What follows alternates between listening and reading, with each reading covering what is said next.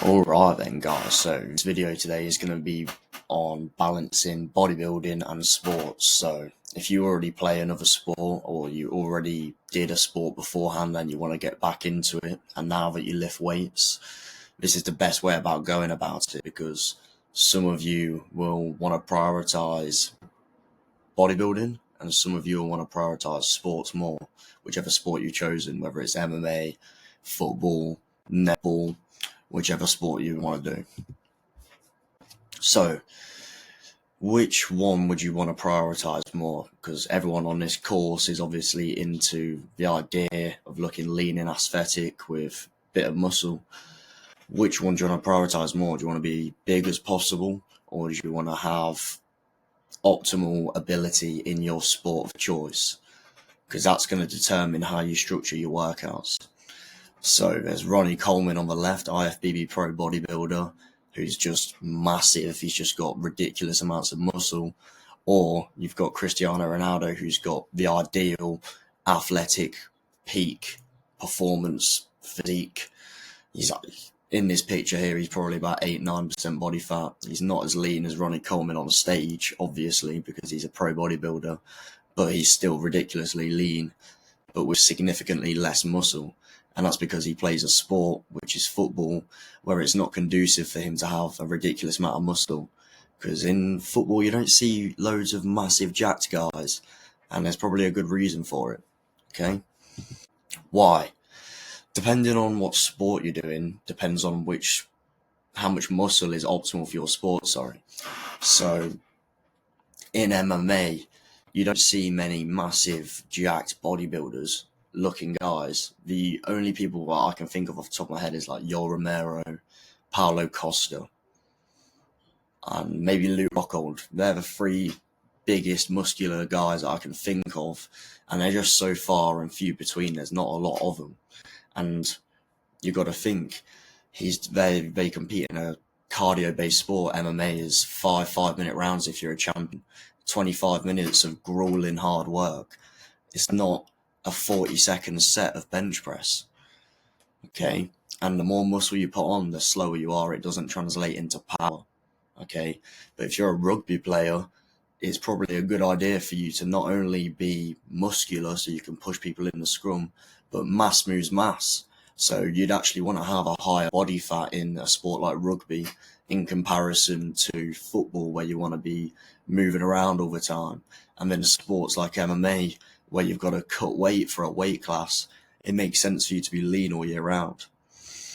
Hopefully that makes sense. But what you've got to remember is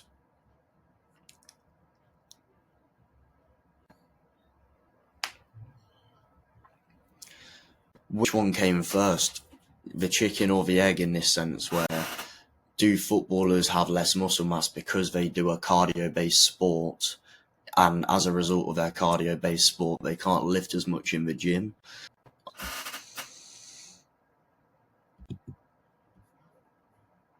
Okay, so if you've chosen to have more muscle as a priority, you should do weight training before cardio, alright?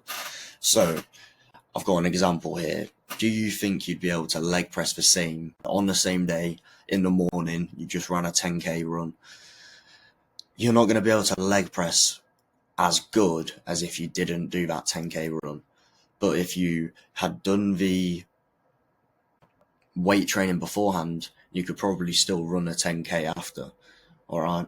Because it's not interfering with your legs too much, especially if you train legs often, which you should all be doing, by the way. And if you're training chest, do you think you're going to be able to bench press the same as if you've just hit pads for an hour? Think about all the times you've just extended your tricep, and when you do the bench press, you have to use your triceps. You're just not going to be able to lift as heavy, and as a result, you're not going to have as much muscle if you hit pads beforehand. It makes more sense if you're prioritizing lifting weights to do the weight session beforehand and then train pads, if that makes sense. But if you prioritize your sport, say if you're a pro MMA fighter and you just like to lift weights, like I'm not a pro MMA fighter, I'm an amateur MMA fighter, but I prioritize martial arts training over lifting weights.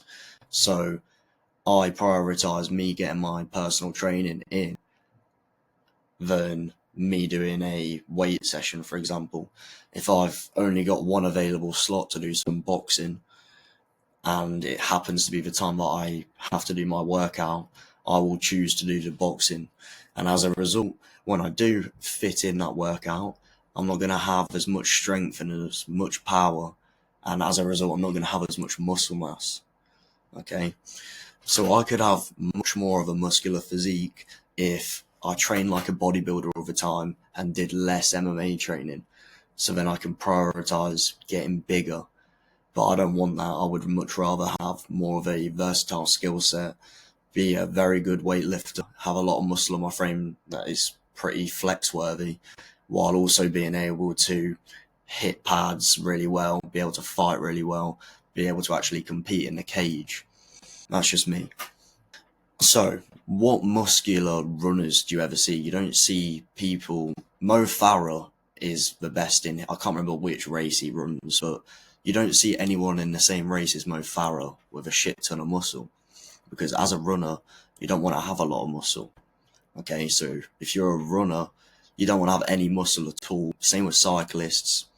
Yeah, there's a few examples of people with ridiculous genetics that have massive legs as a cyclist, but usually they've got needle legs and they've got needle upper bodies.